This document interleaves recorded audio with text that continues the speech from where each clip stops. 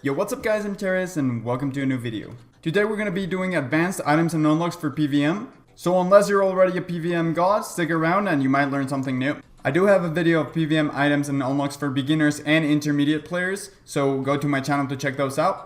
And without further ado, let's get started. At the top of the list we have the Essence of Finality, which is an item that came out this year. It's made by combining a Reaper necklace with an Amulet of Souls and an alchemical Hydrix. Along with having 13 more style bonus than both of these necklaces, it also combines both of the effects. The real good part of this item is that it stores a special attack from any weapon in the game, although it does consume the weapon. It can also be recolored so that you can have multiple of them with different special attacks in them.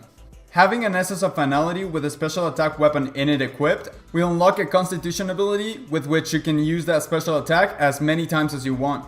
Even though you can use the special attack as much and whenever you want, it still requires the correct style weapon equipped. So if you have a dark bow inside of the Essence of Finality, you will still need to have a ranged weapon equipped. But the damage and accuracy of the special attack is determined by the weapon equipped and not by the special attack weapon. So using the same example with the dark bow, if you have a tier 92 equipped, the special attack will deal tier 92 damage and have tier 92 accuracy instead of tier 70. This brings back special attacks from lower level weapons that you would have never used before. Also, by putting a weapon in an Essence of Finality, you completely remove degrade ability. So weapons like the STATIUS WARHAMMER that degrade you dust get unlimited charges when used with an EOF. Remember that any weapon you put in an Essence of Finality is completely gone and there is no way of getting it back, so be careful whenever you're doing this. Now let's take a look at the recommended weapons for an Essence of Finality for every style. Magic doesn't really have a lot of weapons and the second one here is kind of a stretch, but I thought I'd include it because it can be useful in some very niche situations. The Gothic Staff is pretty much the only viable option here, since it has a really high damage hit which will become even higher when used with an EOF, since the Gothic Staff is only level 60 and when used with this necklace is gonna get tier 90 or 92 damage depending on the weapons you're using. It also lowers the target's defense by 5% and increases the affinity by 2 and lasts for 1 minute. On top of all of this, it only costs 25% adrenaline. The second spec weapon here is the Staff of Light. The special attack reduces all incoming melee damage by 50% and lasts for 1 minute. It does have its uses at something like a really high enraged Telos, but because of the cost of 100% adrenaline, it's usually never worth it. Next up we have the recommended weapons for melee. The first one is Dragon Claws, which deals 4 medium damage hits and costs 50% adrenaline. These are really good in situations where you need high DPS and don't mind ending up with low adrenaline. Some examples include the Core at Solak, the Crystals at Seriu, or Telos if you're in the Adrenaline Beam. Spec weapon number 2 is the Dragon Dagger, which deals 2 medium damage hits and only uses up 25% of your adrenaline. This pretty much works the same as Dragon Claws, but it's half the damage for half the adrenaline, so it can be better in some situations where you don't want to waste too much adrenaline. The final spec weapon for melee is the STATIUS WARHAMMER. This special attack deals 1 medium damage hit, but also lowers the target's defense by 30% and increases affinity by 5. This is especially useful, if not required, at high level team bosses like AOD and Yakamaru, where you don't have a 100% hit chance. You can also combine it with Ingenuity of the Humans, which will allow you to use this special attack while using range or mage, but if you don't know what I'm talking about, that is gonna be left for another video. Finally, we have the recommended weapons for an Essence of Finality while using ranged. The first one is a dark bow, and this is the default if you can't afford to put any of the other 2 weapons in your Essence of Finality. Its special attack shoots out 2 really high damaging hits, which will easily cap at 10k under a Death Swiftness. You can use this while your thresholds are on cooldown so that you can rebuild to 50% adrenaline before they come off cooldown. Second on the list, we have the Saren Gutbow, which shoots 5 arrows in a 5x5 area. The first arrow will always land on the tile where your target is standing, and that will be the center of the 5x5 grid. From there, the rest of the arrows are going to land around it, and will only hit the target if it's also occupying those tiles. Use the special attack on large bosses to make sure that all 5 arrows are able to hit. This special attack only costs 30% adrenaline, which makes it really good to integrate into rotations. Finally, we have a weapon that you should only put on your Essence of Finality if you have about 3 build to spare. The Eldritch Crossbow's special attack makes it so that Soul Split damages the targets for 4 times what it would have healed you. It lasts for 15 seconds and costs 25% adrenaline. Because of the fact that at this level at PvM you probably already have an Eldritch Crossbow switch in your inventory, it's probably better to just use that one to use the special attack and not waste one in an Essence of Finality. Next up we have ornament kits for your amulets and necklaces, which is just a flat out buyable buff. You get a +2 on every style by using an ornament kit on your Amulet of Souls or Reaper necklace. Or you can combine both kits to make an Essence of Finality ornament kit and add it to your necklace for +3 in every style. On my video for intermediate players, I talked about bakriminel bolts, but this time we're going to talk about ASCENDRI bolts. These bolts have the same effect as the Hydrix bakriminel bolts E. They have a 10% chance to proc, and on proc they will gain 10% adrenaline and grant 1% extra adrenaline for every basic. The effect lasts for 15 seconds and the bolts can proc again while the effect is active, renewing the timer.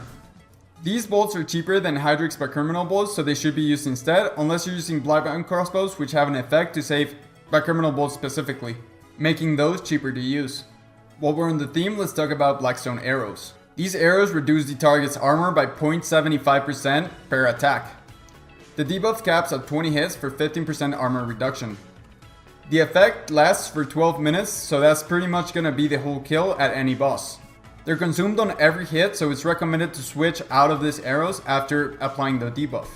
The places where these are actually useful are very niche, but since you only have to apply the buff once at the beginning of the kill, they can be worth it at something like Nex. Greater Rico applies the debuff on every hit, which means if you have a Karamin 4 switch, you can apply 7 stacks in one single hit. Next up we have a really big one, and that is ERETHDOR'S Grimoire. This item is obtained by redeeming a token, which means you cannot sell it back once you get it. While the Grim is active, you have a plus 12% critical chance, and it also raises the crit cap from 12,000 to 15,000. Using this with Berserk or at Raksha phase 4, you're gonna be hitting 15Ks constantly. The drawback for this item is that it's really expensive to use right now. It is charged with torn Grimoire pages, which at the moment are about 6 to 8 mil each. Although they are making the Grim pages obtainable from Slayer creatures, which should make them a lot cheaper to use. It also doesn't use any charges while at the Solak arena, so there's really no reason to not bring it here. And its effect will make Solak kills much smoother. Next on the list we have Spiritual Prayer Potions. These potions restore prayer as well as familiar special move points. Restoring your prayer with these throughout a fight will allow your familiar to spec much more often. This should always replace super restores or prayer potions at high level bosses where you're using something like a Reaper Demon. Dominion Mines are extremely useful at many high level encounters. You can unlock them by having 400 boss kills and all special challenges done at the Dominion Tower. After this, you can buy as many as you want for 1k each and 10 at a time. You can place 2 of them per minute and they will trigger about 5 seconds after you place them. If there's no eligible target for them to be triggered, they'll just despawn after 1 minute. When they're triggered, they're gonna hit a single target in a 7x7 area up to 10,000 damage. It's pretty much always 10,000. They can only be triggered by monsters under 138 combat and they won't deal the finishing blow. So if the target's HP is lower than what the mine would hit, it just won't do any damage. Some of the places where the mines are useful include the Black Crystals at Seriu, the Black Hands at the Blackstone Dragon, Volatile Roots at Solak, the Blood Reavers at AOD, Sinister Fragments at Ambassador, and Gregorovich since it changes combat level randomly. Also from the Dominion Tower we have DREADNIPS. They require 450 boss kills and spectating a match. You can deploy them from your inventory or action bar and they last for 45 seconds. On average they deal 8,000 damage per minute if you can keep them up. They're best used at places where the boss is stunnable, but don't use them if their stun can mess up their rotation. Second best place to use them is wherever the boss is poisonable. They also don't work at Virago, Nex, Barrows, or Araxor. Next up we have an achievement which unlocks the Reaper Crew. This is a passive effect that is active at all times, and is unlocked by defeating every boss in the game once. The good thing about this is that you don't have to solo every boss, so you can do trio elite dungeons or duo Raksha to unlock it. The passive effect grants plus 2 prayer, plus 20 armor, plus 200 life points, and plus 12 style damage bonus, and like I said before, it's active at all times. The Dragon BATTLEAXE has a special attack that boosts your strength, while draining your defense, magic, ranged, and attack. The buff lasts for 1 minute, and it substantially increases your damage when using melee. Although it does have a really high cost of 100% adrenaline. Because of this, it's usually only used at the beginning of a fight by getting to 100% adrenaline at the adrenaline crystal at War's Retreat, then using the spec and going back to 100% and then into the boss. But it can also be used at the middle of the fight to prepare for a mechanic where you need to deal a lot of damage, for example the Solak Core or Solak Phase 4 or Serious Crystals. You can also combine it with Natural Instinct so that you're able to get back to 100 adrenaline as quickly as possible. Next up we have incense sticks, which are made through the firemaking skill by using herbs. or they can just be bought on the GE.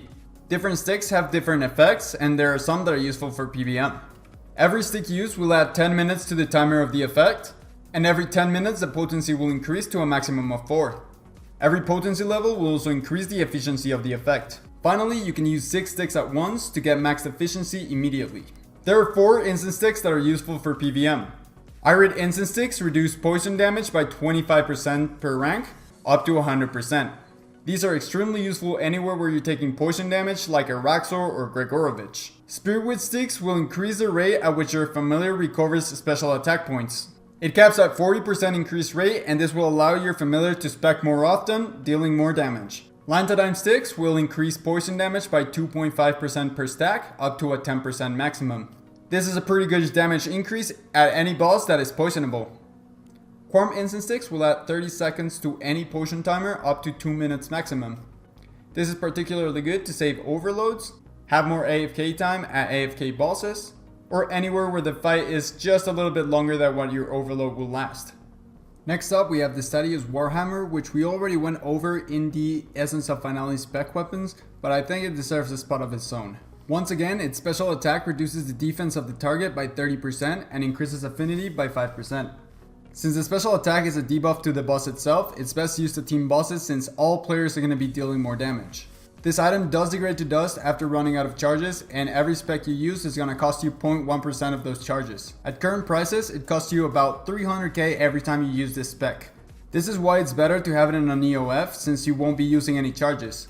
But you can add it to the Essence of Finality on low charges, so you don't have to buy an Essence of Finality for it right away. You can just use it until it gets low in charges and then add it in. Relics are passive buffs that are unlocked through archaeology. You can add a relic to the monolith in the dig site to unlock a relic power. You can have 3 active at any time, and they can be swapped in and out by using chronodes. There are some really good ones for PvM, ranging from DPS buffs to adrenaline gain, so let's take a look at them. Starting off, we have Berserker's Fury, which increases your damage as your HP gets lower. At maximum, it's going to increase your damage by 5.5%. This relic power requires 56 archaeology. Next up, we have Fury of the Small, which increases the adrenaline gain from basics by 1%. This relic will have a big impact on your adrenaline gain and will allow you to get to your ultimates and thresholds faster. Although this does have a pretty high requirement of 97 archaeology. Relic power number 3 is Font of Life, which requires 5 archaeology and will increase your life points by 500. Because of the initial cap of 500 monolith energy, these are your go-to relics for PvM. Other useful PvM relics include Death Ward, which reduces damage taken by 5% at 50% HP and 10% at 25% HP at 81 archaeology. Heightened Senses, which increases your max adrenaline by 10% up to 110%. You can get this at 105 archaeology. Persistent Rage, which is a really good quality of life in the sense that adrenaline won't drain outside of combat. It requires 98 archaeology and is really good for things like AFK bossing or Rise of the Six. And at 118 archaeology, Conservation of Energy, which will generate 10% adrenaline after using an ultimate, which also stacks with a Ring of Vigor, so you can start your ultimate rotation with 20% adrenaline. And finally, we have additional monolith power. This requires 120 archaeology and the Mysterious City Mystery, and it increases the monolith power by 150, allowing you to pair up better relics. This additional power will allow you to get rid of Font of Life and pair up Berserker's Fury and Fury of the Small with something like Death Ward or Persistent Rage. Anyways guys, that's all I got for you today. I hope you enjoyed and you learned something new in this video. If you did enjoy it, make sure you leave a like and subscribe to the channel for more content like this. Like I said at the beginning, I do have a video for beginners and intermediate players as well, so go to the channel to check that out. You can click on screen now to go to my channel, a random video that YouTube will select for you, and my Road to Golden Reaper playlist, and I'll catch you in the next one. See ya!